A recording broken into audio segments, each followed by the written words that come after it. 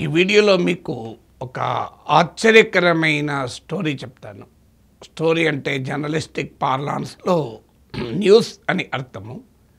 ఏ ప్రముఖ టీవీ ఛానల్లో, ఏ ప్రముఖ దినపత్రికలో ప్రముఖంగా కనిపించిన వార్త, బహుశా కనిపించిందో లేదో కూడా అనుమానం, కానీ ప్రముఖంగా అయితే కనిపించలేదు.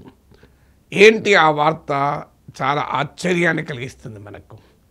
ఆ వార్త ఏంటంటే 2024 లోక్సభ ఎన్నికలకు ఓటింగ్కు వెళ్ళే 17 డేస్ 17 రోజుల ముందు భారతదేశంలో అతిపెద్ద పారిశ్రామిక సంస్థ అయిన టాటాస్ 758 crores 758 కోట్లు భారతీయ జనతా పార్టీకి డొనేట్ చేశాయి.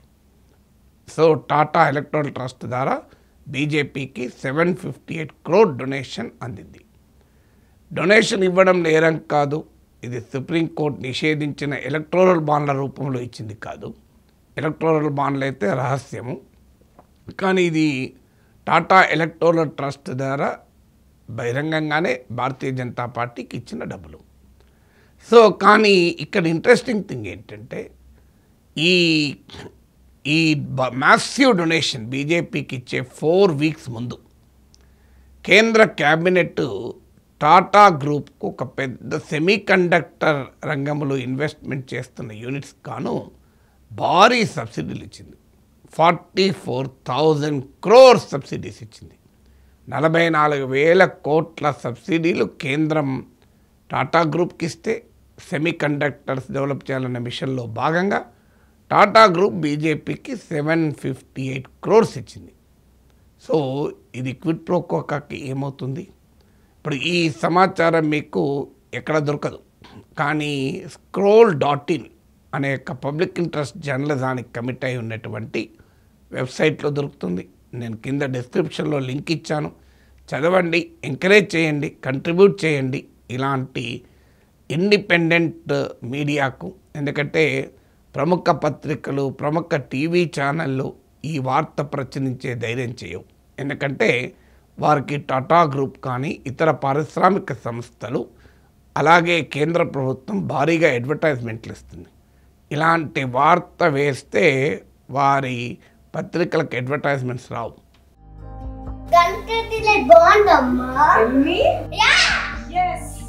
కంట్రీ డిలైట్ బఫెలో మిల్క్ ని మా ఫ్యామిలీ వాళ్ళకి ఎప్పటి నుండో వాడుతున్నాను. ఈ పాల ఫస్ట్ యూజ్ నుండి నాకు దీనిపైన చాలా నమ్మకం వచ్చింది. Choose country delight and live better. Tata group బీజేపీకి 758 crore డొనేషన్ ఇవ్వడం చట్టవిరుద్ధం కాదని మీరే చెప్తున్నారు కదా సార్ అంటారు.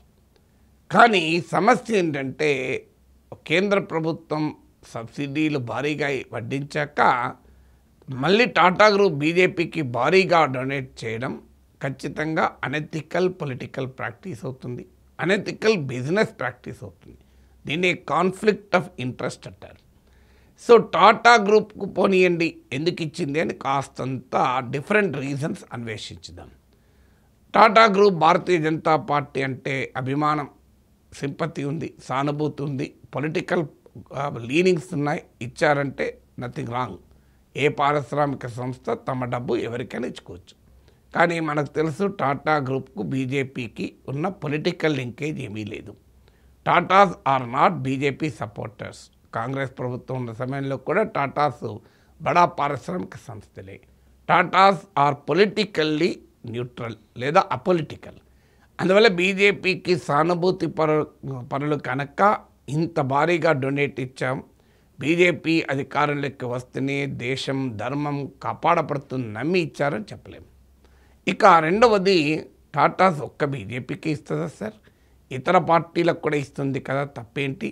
భారతదేశ ప్రజాస్వామ్య పరిరక్షణ కొరకు, ఎన్నికల కొరకు ఇస్తుంది. అది టాటా ఎలక్టోరల్ ట్రస్టే కదా అనొచ్చు. ఎస్, అన్ని పార్టీలకు ఇస్తే అభ్యంతరం లేదు, కానీ అన్ని పార్టీలకు కూడా తేడా ఉందా అని గమనించాలి. భారతీయ జనతా పార్టీకి 758 crores టాటాస్ డొనేట్ చేసింది. రికార్డ్ అమౌంట్ అది. ఏ కంపెనీ ఏ రోజు కూడా ఏ పార్టీకి ఇంత ఇవ్వలే. అదే టాటా ఎలక్టోరల్ ట్రస్ట్ నుంచి కాంగ్రెస్ పార్టీకి కూడా డొనేషన్ వచ్చింది. ఎంతో తెలుసా? కేవలం 77 crores. ఇతర రీజనల్ పార్టీస్ కూడా డొనేషన్ వచ్చింది. 8 రీజనల్ పార్టీస్కు ఈచ్ 10 crore ఫండింగ్ వచ్చింది. అంటే కాంగ్రెస్ పార్టీకి 77 crore, 8 ప్రాంతీయ పార్టీలకు ఒక్కొక్కరికి 10 కోట్లు ఇచ్చారు. బీజేపీకి 758 crores ఇచ్చారు. ఇక్కడ ఇంకో ఆర్గ్యుమెంట్ ఉండొచ్చు, సార్ నిజమే కదా మరి బీజేపీ పెద్ద పార్టీ కదా సార్, పెద్ద పార్టీకి ఎక్కువ ఇస్తారు, చిన్న పార్టీకి తక్కువ ఇస్తారు అని కూడా ఆర్గ్యూ చేయొచ్చు. Yes, I do accept that. నిజంగానే టాటా ట్రస్ట్ కనుక సీట్ షేరో ఓట్ షేరో ఆధారంగా ఫండింగ్ ఇచ్చింది అనుకుందాం, తప్పు పట్టాల్సిన అవసరం లేదు. కొంత మేరకైనా వాస్తవంగా అయితే చిన్న పార్టీలకు డబ్బులు ఇస్తే ప్రజాస్వామ్యం వర్ధిల్లుతుంది. అధికారంలో ఉన్న పార్టీ పెద్ద పార్టీల డబ్బుల కొరత ఏమి ఉండదు కదా. పోనీయండి, ఆ డైమెన్షన్ లేకుండా మేము అన్ని పార్టీలకు ఇచ్చాం. ఆయా పార్టీలకు ఓట్ షేర్ సీట్ షేర్ ఆధారంగా ఇచ్చాం. ఇప్పుడు పబ్లిక్ ఫండింగ్ ఉన్న చోట ఇలాగే ఉంటుంది. ఇప్పుడు జర్మనీలో పబ్లిక్ ఫండింగ్, ప్రైవేట్ కంపెనీలు డబ్బులు ఇవ్వరు, ప్రభుత్వమే డబ్బులు ఇస్తుంది. ఎలా ఇస్తుందంటే ఓట్ షేర్ ఆధారంగా ఇస్తుంది. ఆయా పార్టీలకు వచ్చిన ఓట్ల ఆధారంగా ఎలక్టోరల్ ఫండింగ్ ఉంటుంది. అలాగే మీకు ఫ్రాన్స్లో కూడా పబ్లిక్ ఫండింగ్ ఉంది. ఫ్రాన్స్లో ఓట్ షేరు సీట్ షేరు రెండూ చూస్తారు, ఏ పార్టీకి ఎలక్టోరల్ ఫండింగ్ ఎంత షేర్ వెళ్ళాలని. సో అలా జర్మనీ లాగో ఫ్రాన్స్ లాగో టాటా ట్రస్ట్ కూడా ఓట్ షేర్ ఆధారంగానో సీట్ షేర్ ఆధారంగానో లేదా రెంటిని పరిగణలోకి తీసుకొని ఓట్లు సీట్లు వచ్చిన పార్టీకి ఎక్కువ ఇచ్చి మిగతా పార్టీలకు తక్కువ ఇస్తే తప్పలేదు. There is a rational behind it. కానీ వాస్తవం అది కూడా ఇప్పుడు టాటా ట్రస్ట్ ఇచ్చిన మొత్తం పొలిటికల్ ఫండింగ్లో 83% భారతీయ జనతా పార్టీకి ఇచ్చారు, 83%. సో బీజేపీకి 83% ఓట్లు రాలే, సీట్లు రాలే. అంటే చాలా క్లియర్గా అధికార పార్టీకి ఫేవర్ చేశారు. ఆ ఫేవర్ చేయడానికి ముందు కేంద్ర ప్రభుత్వం ఆ టాటా కంపెనీలకు ఫేవర్ చేసింది. టాటా కంపెనీలు 44,000 crores సబ్సిడీలు గవర్నమెంట్ నుంచి పొందాయి. అధికార పార్టీకి 758 crores వారు డొనేట్ చేశారు. సో ఇక్కడ చూడండి, దీన్నే క్విడ్ ప్రోకో అంటారా లేదా అని. పోనీ ఒక్క టాటా గ్రూప్నే మనం బ్లేమ్ చేయాల్సిన అవసరం లేదు. ఇంకో గ్రూప్ మురుగప్ప గ్రూప్. ఈ మురుగప్ప గ్రూప్ కూడా ఇలాగే కేంద్ర ప్రభుత్వం నుంచి భారీగా మీకు సబ్సిడీస్ పొంది బీజేపీకి 125 crores ఎలక్షన్ డొనేషన్ ఇచ్చింది. 125 crores. చూడండి ఎంత క్లియర్గా మీకు ఈ లింక్ ఉందో చూడండి. అయితే మీరు అనొచ్చు, సార్ మరి ఎలక్టోరల్ బాండ్స్ నిషేధించారు కదా, ఎలా ఇస్తున్నారు సార్, ఇవ్వలేరు కదా అని. కానీ సుప్రీంకోర్టు నిషేధించింది ఎలక్టోరల్ బాండ్ మాత్రమే. Private funding of political parties supreme court ఏమీ నిషేధించలే. ఎలక్టోరల్ ఫండ్స్ని ఎందుకు నిషేధించారంటే అది సీక్రెట్ స్కీమ్. అంటే ఏ కంపెనీ ఏ పార్టీకి ఎంత ఇచ్చిందో రహస్యంగా ఉంటుంది. దాన్ని సుప్రీంకోర్టు అంగీకరించలేదు. కానీ రాజకీయ పార్టీలకు డబ్బులు పారిశ్రామిక సంస్థలు ఇవ్వద్దు అని సుప్రీంకోర్టు ఎప్పుడూ అనలేదు. మన దేశ ఎన్నికల చట్టాల ప్రకారం కంపెనీలు తమ బ్యాంక్ అకౌంట్ ద్వారా రాజకీయ పార్టీ బ్యాంక్ అకౌంట్కు డబ్బులు ఇవ్వచ్చు. సో దాంట్లో ఏమీ అభ్యంతరం లేదు. లేదా టాటాస్ లాగా స్వతంత్ర ట్రస్ట్ పెట్టి, ఎలక్టోరల్ ట్రస్ట్, కంపెనీ తన లాభాల్లో కొంత భాగాన్ని ఆ ట్రస్ట్కు డొనేట్ చేసి ఆ ట్రస్ట్ ద్వారా కూడా ఎలక్టోరల్ ఫండింగ్ ఇవ్వచ్చు, రాజకీయ పార్టీల ఫండింగ్ ఇవ్వచ్చు. అందువల్ల టాటా ట్రస్ట్ చేసింది ఇల్లీగల్ కాదు, అది అనెథికల్ మాత్రమే, అది క్విడ్ ప్రోకో మాత్రమే. ఇక్కడ మనం గమనించాల్సింది. ఇక మీకు ఇంకా ఆశ్చర్యకరమైన అంశం చెప్తాను. ఇదే scroll.in స్టోరీలో, ఇన్వెస్టిగేటివ్ స్టోరీలోనే బయటపడింది. మీకు గుర్తుండే ఉంటుంది, యూపీఏ ప్రభుత్వ హయాంలో అనేక కుంభకోణాల పేర్లు విన్నాం. కోల్ కుంభకోణం, స్పెక్ట్రమ్ కుంభకోణం, కామన్వెల్త్ కుంభకోణం, ఇలా అనేక కుంభకోణాల్లో 2G కుంభకోణం. 2G కుంభకోణంలో ఎవరు దోషి కాదని తేల్చేశారు. అలాంటి కుంభకోణాల్లో DLF కుంభకోణం మీరు ఉండాలి. ఇది ఎందుకు ప్రత్యేకత అంటే, ఇక్కడ DLF అనే కంపెనీ హర్యానాలో భారీ ఎత్తున, గుర్గాంలో భారీ ఎత్తున ఇల్లీగల్గా ల్యాండ్ పొందింది, బాగా బెనిఫిట్ అయింది అనేది ఆరోపణ. ఈ ఆరోపణ DLF పైనే కాదు, DLFతో పాటు రాబర్ట్ వాద్రా, ప్రియాంక గాంధీ హస్బెండ్, సోనియా గాంధీ సన్-ఇన్-లా అయిన రాబర్ట్ వాద్రాకు యూపీఏ ప్రభుత్వ హయాంలో DLFతో ఉన్న నెక్సస్ వల్ల లాభపడ్డాడన్నది ఆరోపణ. దీనిపైన బీజేపీ భారీ ఎత్తున ఎన్నికల్లో క్యాంపెయిన్ చేసింది. యూపీఏ ప్రభుత్వం అవినీతిలో కొరుకుపోయింది అనే అంశం పెద్ద ఎత్తున క్యాంపెయిన్ చేసింది. నరేంద్ర మోడీ దేశమంతా తిరిగి ప్రచారం చేశారు. సహజంగానే ఏమనుకుంటాం, 2014లో సోనియా గాంధీ నాయకత్వంలో కాంగ్రెస్ ఓడిపోయి బీజేపీ అధికారంలోకి వచ్చింది. బీజేపీ ప్రతి అంశంలోనూ కాంగ్రెస్ పార్టీని, ముఖ్యంగా కాంగ్రెస్ ఫస్ట్ ఫ్యామిలీని టార్గెట్ చేస్తుంది. ఇప్పుడు నేషనల్ హెరాల్డ్ కేసులో సోనియా గాంధీ, రాహుల్ గాంధీని ఈడీలు కేసులు పెట్టి పిలిపిస్తున్నాయి కదా. మరి డిఎల్ఎఫ్ కుంభకోణం ఎక్కడ పోయింది? రాబర్ట్ వద్రా కుంభకోణం ఎక్కడ పోయింది? మీకు డౌట్ రావచ్చు, ఆ కేసు ఎక్కడో నలిగిపోయింది, కనబడడం లేదే అని. ఎందుకు కనబడడం లేదో మీకు అర్థం కావాలంటే ఎలక్టోరల్ బాండ్స్ డేటాను చూడాలి. ఇది బయటికి ఎప్పుడొచ్చింది? సుప్రీంకోర్టు దీన్ని రద్దు చేశాక ఈ డేటా మొత్తాన్ని బయట పెట్టమని సుప్రీంకోర్టు ఆదేశించింది.